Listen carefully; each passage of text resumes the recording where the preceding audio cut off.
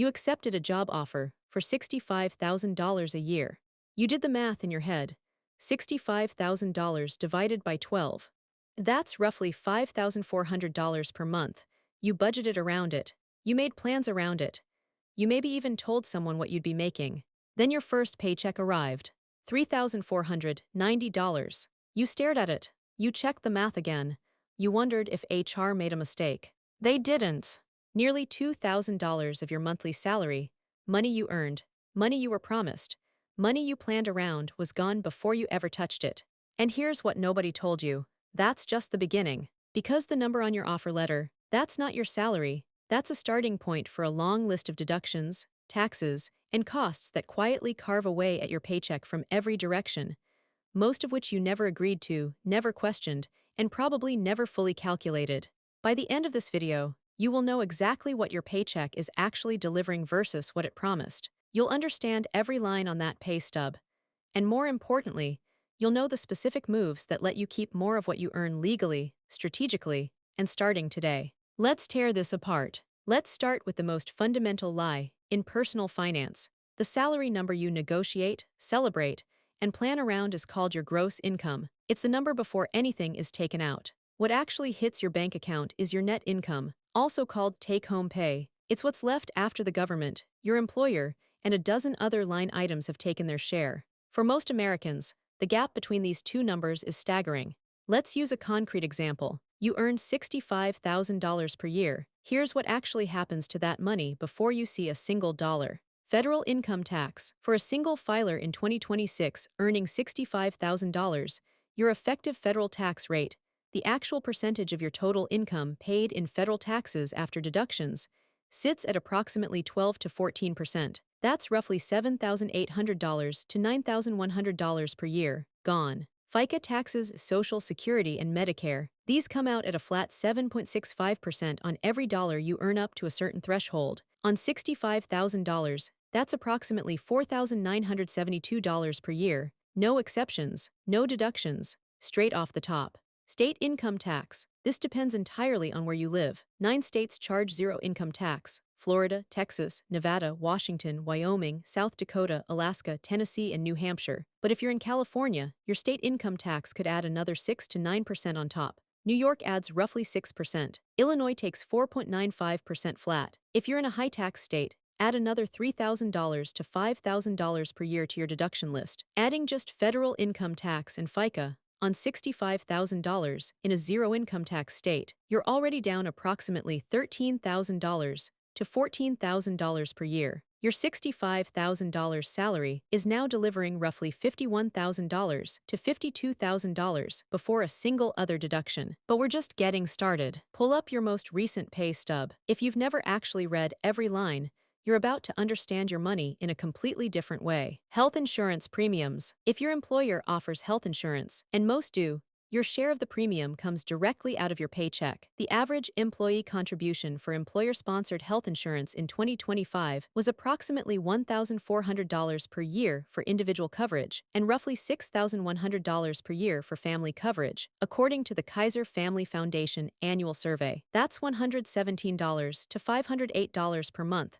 quietly leaving your paycheck for coverage that you may rarely use or absolutely need. Either way, it's reducing your take-home before you make a single financial decision. 401k contributions. If you're contributing to a 401k, which you should be, and we'll come back to why, that's another reduction to your take-home. Contributing 6% of a $65,000 salary means $3,900 per year, or $325 per month, goes into your retirement account before you see it. This one is different from taxes. This money doesn't disappear. It's yours, it's growing, and it's building your future, but it does reduce your immediate paycheck, and most people don't consciously account for it when they're budgeting around their gross salary. Dental and vision insurance. Smaller deductions, typically $15 to $50 per month combined, but they add up. Another $180 to $600 per year off the top. Life insurance, disability insurance, FSA contributions. Many employers offer these. Some are worth having. All of them further reduce the distance between your gross salary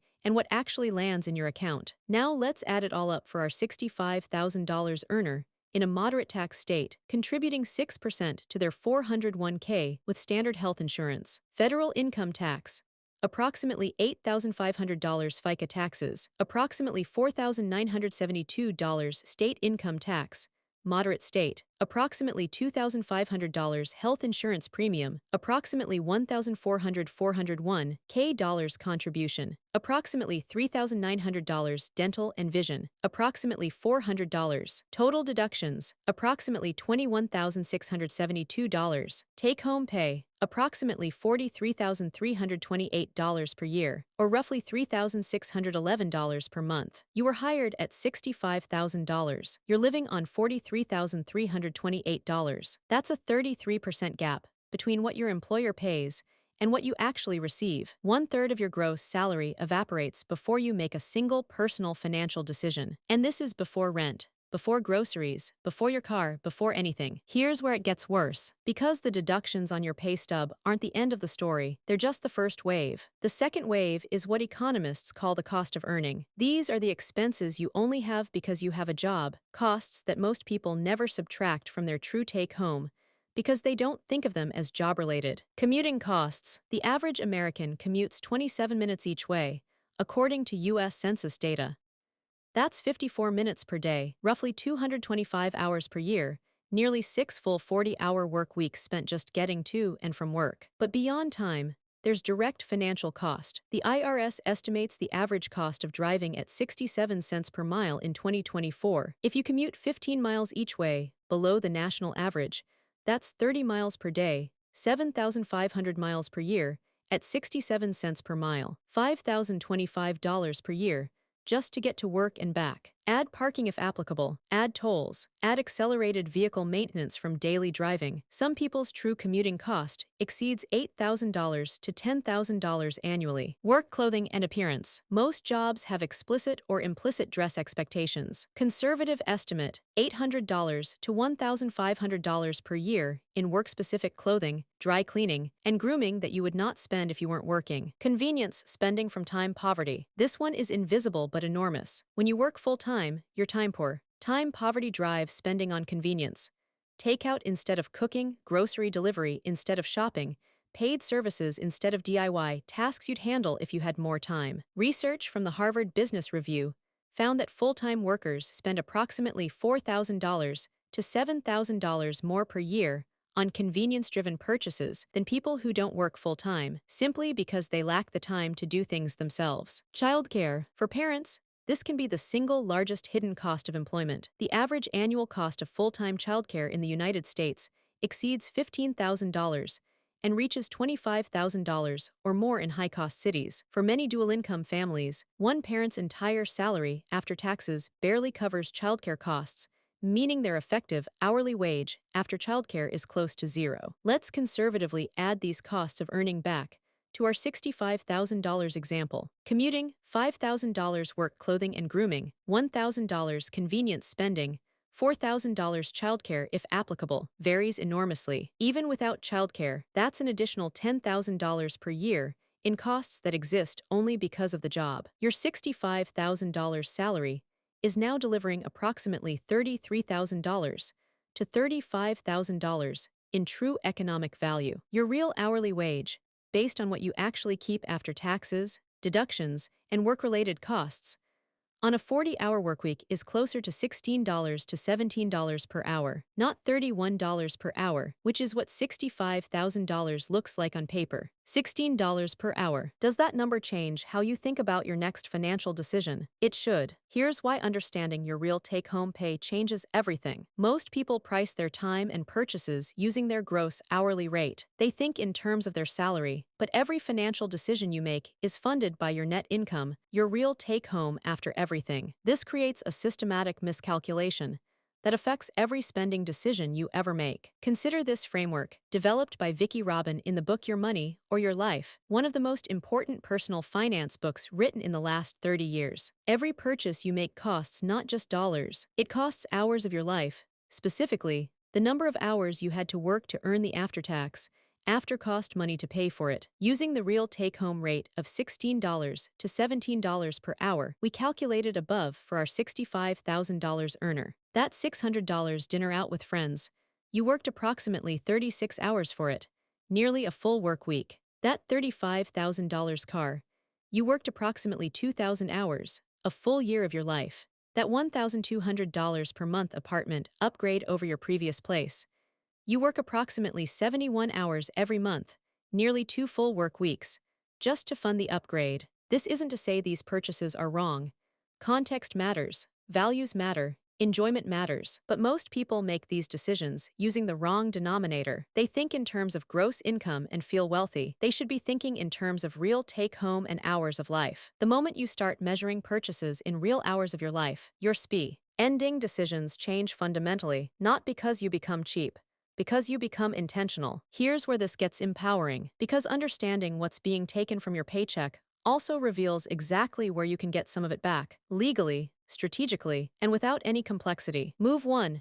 Maximize pre-tax retirement contributions. Every dollar you contribute to a traditional 401k or traditional IRA reduces your taxable income by exactly $1. This is the single most powerful tool available to ordinary wage earners. Let's make this concrete. You earn $65,000. You contribute $10,000 to your traditional 401k. The IRS now taxes you as if you earned $55,000, dropping from $65,000 to $55,000 in taxable income saves you approximately $1,500 to $2,200 in federal income taxes, depending on your specific situation, plus state income taxes if applicable. You didn't get a raise. You didn't find a loophole. You used the exact system the IRS designed, exactly as intended, and you kept $1,500 to $2,200 that would have otherwise gone to taxes. For 2026, you can contribute up to $24,500 to a 401k if you're under 50, up to $7,500 to a traditional IRA. That's a combined potential tax deduction of $32,000 for people who maximize both. Move 2. Use an HSA if you qualify. If you have a high-deductible health insurance plan,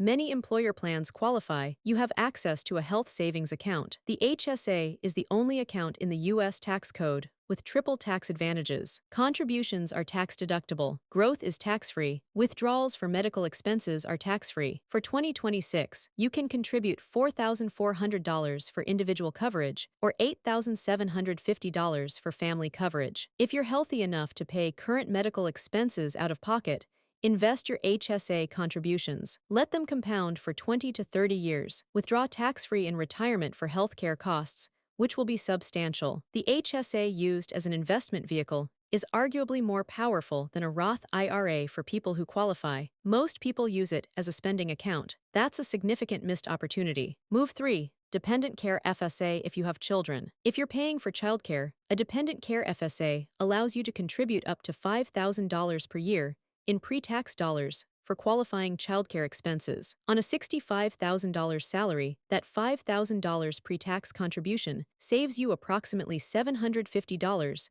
to $1,100 in federal taxes alone. You're paying for childcare regardless. Paying for it with pre-tax dollars through an FSA simply costs you less. Move 4. Review your W-4 withholding. Many Americans over-withhold on their federal taxes, giving the government an interest-free loan all year, and then celebrating their refund in April. The average federal tax refund in 2025 was approximately $3,100. That sounds like found money. It isn't. It's your money that was withheld from your paychecks all year, held by the IRS without interest, and returned to you 12 months later. Adjusting your W-4 to withhold the correct amount, not too much, not too little, means that $3,100 comes to you in $258 per month increments throughout the year, instead of in one lump sum in April. $258 per month, invested immediately at 10% annual returns. Over 30 years, that's an additional $570,000 at retirement, from simply adjusting your withholding correctly. Move 5.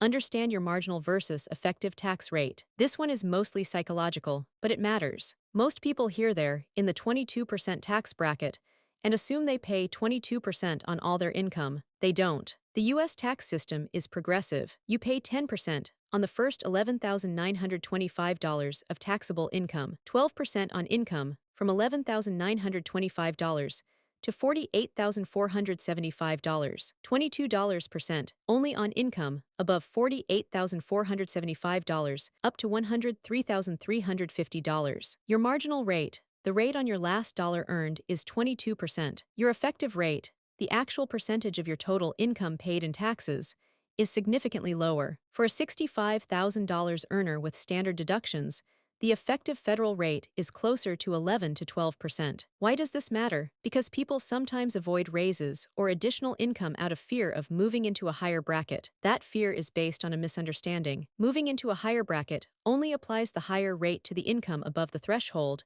not to all your income. An additional dollar earned always leaves you with more money, never less. Here's the exercise I want you to do this week. Calculate your real hourly wage. Take your gross annual salary, subtract federal and state income taxes, subtract FICA, subtract health insurance premiums, subtract your 401k contributions if applicable, subtract your annual commuting costs, subtract an honest estimate of work-related convenience spending. Divide that final number by the actual hours you spend working, including commute time, work events, time spent thinking about work outside of work hours. That is your real hourly wage, the true exchange rate between your time and your money. For most people at a $65,000 salary, that number lands somewhere between $14 and $19 per hour. Now use that number as your lens for every spending decision. Not the gross hourly rate, not the salary number on your offer letter. The real number, what you actually receive for each hour of your life exchanged. When you're purchasing decisions, use the right denominator.